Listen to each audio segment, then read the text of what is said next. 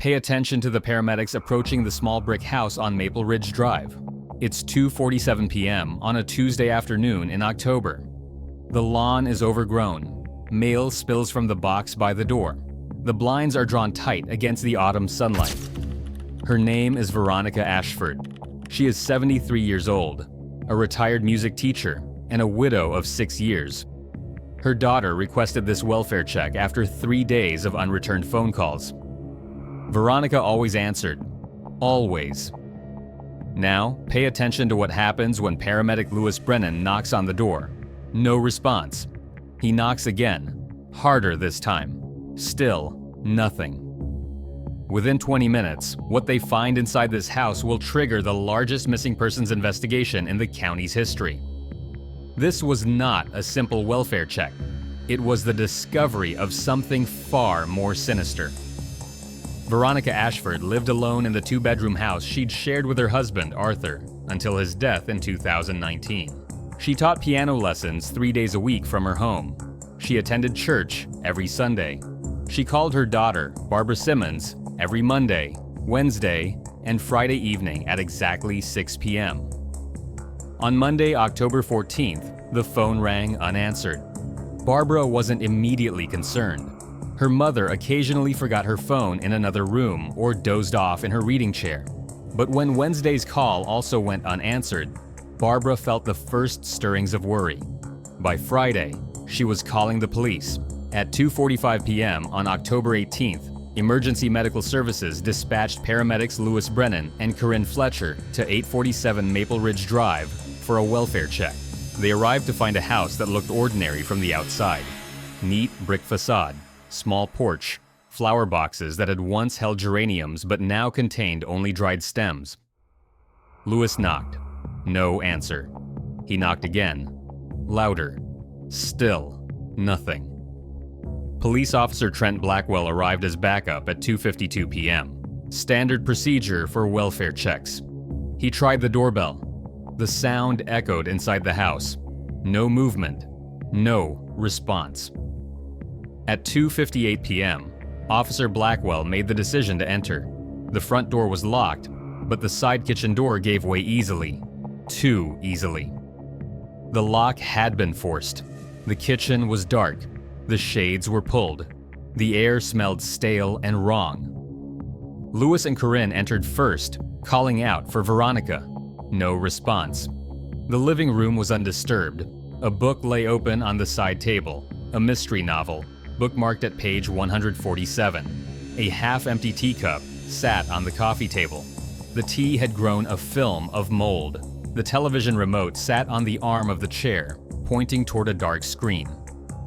Everything suggested she'd simply stood up mid-afternoon and vanished. Officer Blackwell checked the downstairs bathroom. Empty. He moved toward the bedroom hallway. That's when Corinne heard it. A sound.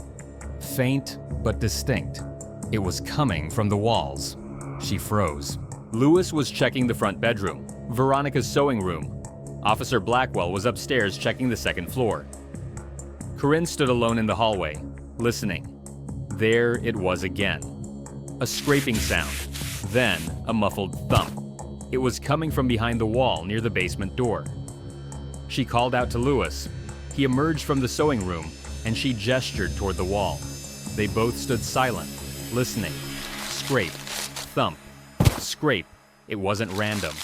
It was rhythmic, deliberate. Someone was down there. The basement door was in the kitchen, just off the hallway. Officer Blackwell came down the stairs and joined them. Lewis opened the door and flipped the light switch. Nothing. The bulb was dead, or the circuit was cut. Lewis pulled his flashlight from his belt. The beam cut through absolute darkness. Wooden stairs descended into black. The scraping sound had stopped. Officer Blackwell went first, weapon drawn. Lewis and Corinne followed, their flashlights sweeping the space. The basement was unfinished. Concrete floor, exposed beams, a furnace in the corner, boxes stacked along one wall, a washer and dryer in an alcove, and a door. A heavy wooden door set into the far wall. Padlocked from the outside. The scraping sound started again. It was coming from behind that door. Officer Blackwell approached the door carefully. He called out, identifying himself as police. The scraping stopped. Then a voice, weak and hoarse, but unmistakably human. "Help me." It was Veronica Ashford. Officer Blackwell radioed for backup and additional medical personnel. Lewis grabbed bolt cutters from his emergency kit.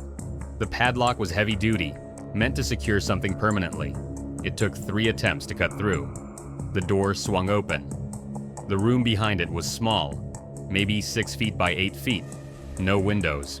A single bare bulb hung from the ceiling, currently dark. The smell was overpowering. Human waste, unwashed bodies, fear. Veronica Ashford sat on a thin mattress on the floor. She was dehydrated, disoriented, and weak, but she was alive. She was not alone. In the far corner of the room, chained to a support beam by her ankle, was another woman. Younger, maybe late 20s. She had dark hair matted with dirt and sweat. Her eyes were wide with terror and hope. Her name was Janine Caldwell. She had been missing for 6 weeks. Janine Caldwell disappeared on September 4th from a shopping center parking lot in Westbrook, 15 miles away. She'd gone to Target to buy school supplies for her daughter's kindergarten class. She never came home. Her husband, Roy Caldwell, reported her missing at 8 p.m. that night. Her car was found in the Target parking lot the next morning. Her purse was on the front seat. Her phone was on the passenger floor, battery dead.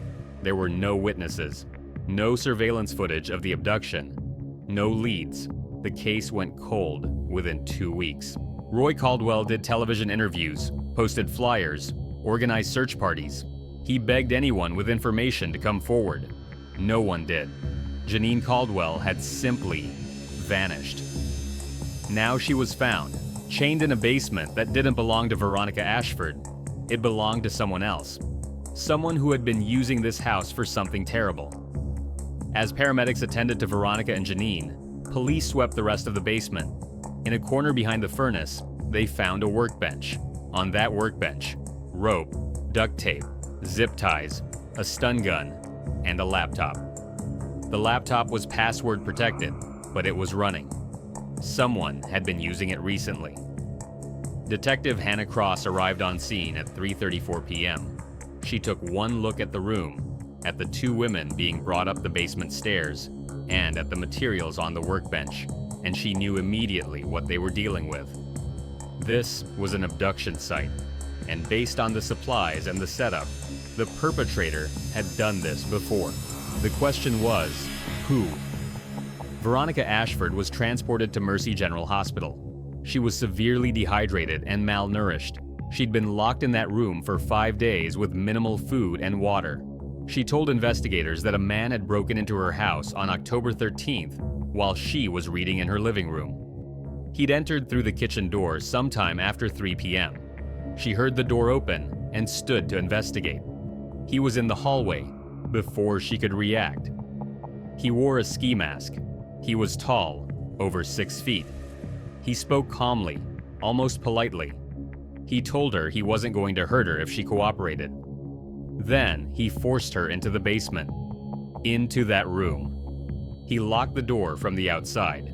He told her someone would find her eventually. He needed time. He left the house that evening. She heard him moving around upstairs for hours, opening drawers, moving furniture, typing on a computer. Then, silence. For 5 days, she'd been alone in the dark. The only sound was the woman in the corner, chained and silent. Veronica didn't know who she was. They barely spoke. The younger woman seemed terrified to make noise. Janine Caldwell's condition was worse. She'd been held for 6 weeks. She was emaciated, traumatized, and barely responsive. She was rushed to the ICU with Lewis and Corinne Fletcher accompanying her. Roy Caldwell received the call at 4:12 p.m. His wife was alive. She'd been found. He broke down on the phone. Unable to speak, he arrived at the hospital at 4:58 p.m. Janine was conscious, but sedated. When she saw him, she wept. Roy held her hand and didn't let go. The police needed to interview her, but they gave the family time. Some things couldn't be rushed. Detective Hannah Cross focused on the basement. The laptop was sent to the digital forensics unit. The workbench materials were photographed and cataloged. The room itself was processed for fingerprints, DNA, and any trace evidence. The house belonged to Veronica Ashford. She'd lived there for 32 years. She had no criminal record, no suspicious connections, no reason to be involved in abductions, which meant someone else had access to this house. Someone who knew the layout. Someone who knew Veronica lived alone. Someone who could come and go without arousing suspicion. Detective Cross ran through the possibilities: family member, neighbor, maintenance worker, piano student. Veronica had only one child, Barbara Simmons. She was ruled out immediately. She'd been at work in another city when her mother disappeared and had phone records and witnesses to confirm it. The neighbors reported nothing unusual. No strange vehicles. No unfamiliar people. The house had been quiet for days. Detective Cross requested a list of everyone who had been inside Veronica's house in the past 6 months. Barbara provided names: a plumber who'd fixed a leak in July, a handyman who'd repaired the porch railing in August, and several piano students. Cross started with the handyman. His name was Eugene Marsh. He was 46 years old, operated a small home repair business, and had lived in the county for 8 years. He had no criminal record. Detective Cross and Officer Blackwell arrived at his apartment at 6:15 p.m. Marsh wasn't home. His landlord confirmed he hadn't been seen in several days. His work van was missing. His phone went straight to voicemail. Cross obtained a warrant to search his apartment. Inside, they found a file cabinet containing receipts and client information. Veronica Ashford's address was in that file. So were 4 other addresses. All 4 belonged to elderly women who lived alone. Cross ran the addresses through the system. 3 of the women had been contacted by police for various reasons: welfare checks, reports of suspicious activity, minor thefts. One had reported a break-in 3 months earlier. Nothing was taken, but her basement door had been forced open. The 4th woman, Lorraine Garrett, had been reported missing 4 weeks earlier. She was 79 years old and lived in Hillside, 12 miles west of Maple Ridge. Her son had requested a welfare check when she missed their weekly Sunday brunch. Police found her house empty. No signs of struggle. No evidence of foul play. Her car was in the garage. Her purse was on the kitchen counter. She'd simply vanished. The case was still open. Detective Cross immediately requested a forensics team to re-examine Lorraine Garrett's house, specifically the basement. The team arrived at Lorraine's house at 8:43 p.m. They went straight to the basement. There, behind a stack of storage boxes, was a door. It had been concealed, easy to miss during the initial search. It was padlocked from the outside. They cut the lock. Lorraine Garrett was inside. She'd been there for 27 days. She was barely conscious. Paramedics rushed her to the hospital. She would survive, but her physical and psychological recovery would take months. The room was identical to the one in Veronica Ashford's house. Small, dark, no windows, a thin mattress, a bucket in the corner, and materials on a makeshift shelf: rope, duct tape, zip ties, a stun gun. Eugene Marsh had been using these women's homes as holding sites. He'd been doing it for months, possibly years. The manhunt for Eugene Marsh intensified. His photograph was distributed to every law enforcement agency in the region. His van's license plate was flagged in the automatic license plate reader system. His phone records were subpoenaed. Marsh had been careful. He used burner phones for most communication. He paid for everything in cash. He had no significant online presence. But he'd made one mistake. The laptop found in Veronica Ashford's basement contained his digital footprint. The forensics team cracked the password on October 19th. Inside, they found files. Dozens of files. Photographs of women, elderly women, all living alone. Maps of neighborhoods, property records, utility schedules, lists of potential targets. Eugene Marsh had been planning abductions systematically, targeting vulnerable women whose disappearances might be attributed to age-related confusion or health crises. And he'd been successful. The laptop revealed notes on 7 women: Veronica Ashford and Lorraine Garrett were 2. Janine Caldwell was a different kind of victim. Younger, taken from a public location, held longer. The team identified 3 more names in the files. All 3 women were reported missing within the past year. None had been found. Where was Eugene Marsh keeping them? On October 20th, police tracked Marsh's van through license plate readers. It had been spotted twice near a storage facility in Oak Ridge, 25 miles north.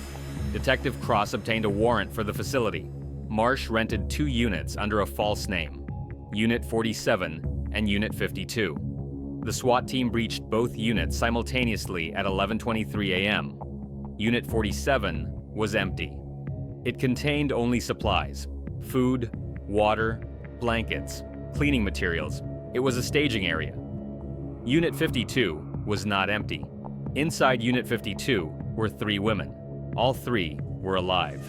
Barely. Their names were Dorothy Mills, 71, Patricia Hogan, 68, and Sandra Yee, 74.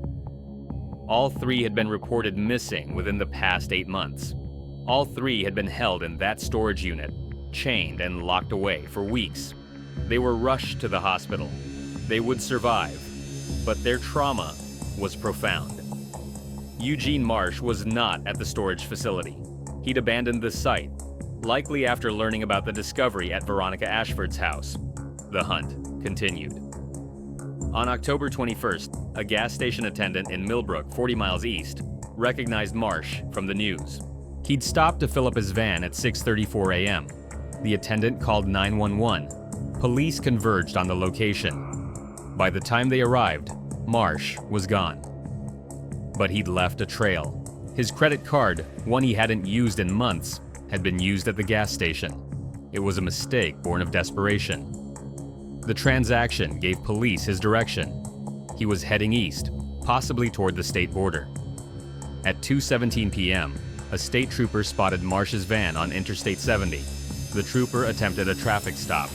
Marsh accelerated.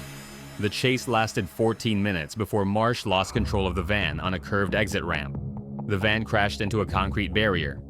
Marsh was pulled from the wreckage with minor injuries. He was arrested at 2:31 p.m. on October 21st.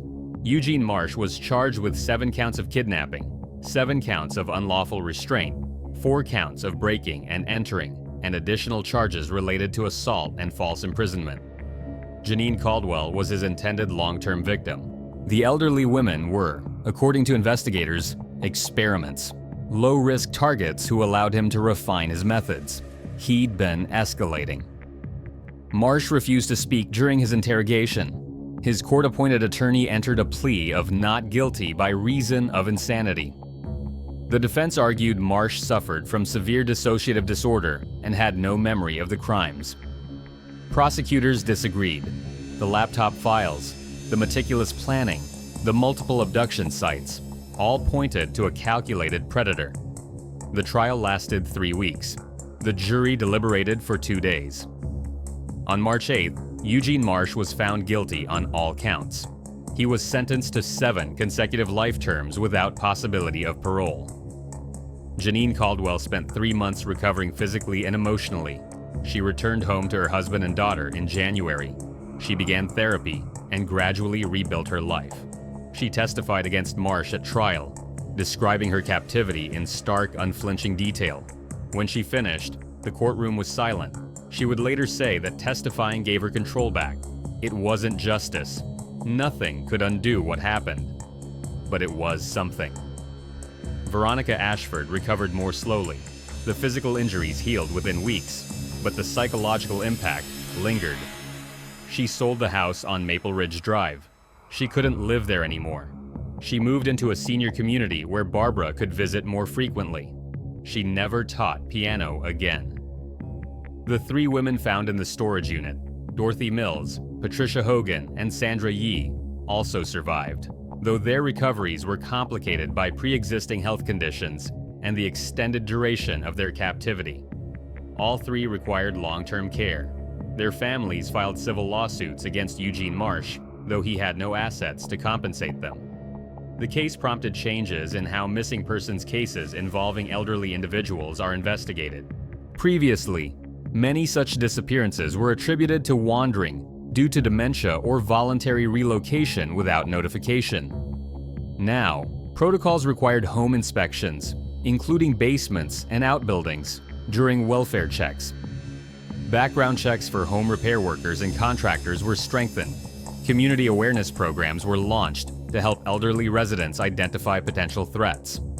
Barbara Simmons became an advocate for these changes. She testified before the state legislature, describing her mother's ordeal and the systemic failures that allowed Eugene Marsh to operate undetected for years. In 2027, the state passed the Ashford-Garrett Act, requiring enhanced protections and investigative protocols for vulnerable adults. Paramedic Lewis Brennan was commended for his role in the discovery. He told reporters later that he'd conducted hundreds of welfare checks in his career. Most were false alarms, elderly people who'd simply forgotten to call family or had unplugged their phones. This one was different. When I heard that noise from the walls, he said, I knew something was wrong. You trust your instincts in this job. That day, our instincts saved lives. Corinne Fletcher, his partner, agreed. She'd heard the scraping first. That sound would stay with her. Officer Trent Blackwell, who'd made the decision to breach the home, described the case as the most disturbing of his 15-year career. He'd seen domestic violence, drug labs, and worse, but the cold calculation of Eugene Marsh's operation haunted him. Detective Hannah Cross worked the case for months after Marsh's arrest, identifying potential additional victims. 2 more elderly women who'd gone missing in neighboring counties showed patterns consistent with Marsh's methods. Their disappearances remained unsolved. Their families still waited. The house on Maple Ridge Drive stood empty for a year before it was sold. The new owners gutted the basement, removing the hidden room entirely. They renovated the entire property, erasing the physical traces of what happened there. But the neighborhood remembered. Every time a police car drove slowly down the street, residents watched. Every time an unfamiliar van parked nearby, someone called to check. The sense of safety had been shattered, and it would take years to rebuild. Janine Caldwell returned to the Target parking lot once. She needed to. Roy drove her there on a Saturday morning, 6 months after her rescue. They parked in the same section where her car had been found. She sat in the passenger seat for 10 minutes, staring at the store entrance. Then, she got out. She walked through the automatic doors. She bought a pack of gum and walked back out. It was a small thing, but it was hers. Roy held her hand on the drive home. Neither of them spoke. Some victories didn't need words. Eugene Marsh is incarcerated at a maximum security facility. He receives no visitors. He has filed multiple appeals, all denied. He will die in prison. In interviews, forensic psychologists describe him as a classic organized offender, methodical, patient, and lacking empathy. His victims were objects to him, not people, but they were people. They had names, families, lives. Veronica Ashford, Lorraine Garrett, Janine Caldwell, Dorothy Mills, Patricia Hogan, Sandra Yee. They survived. That's what matters most. The house on Maple Ridge Drive is no longer a crime scene. It's a home again. The new owners planted flowers in the boxes on the porch. Children play in the yard. Life moves forward. But on October 18th each year, Barbara Simmons places a bouquet at the doorstep, a private memorial for the mother who lived, for the woman who was found, for the sound in the walls that changed everything. Some stories don't end, they echo. A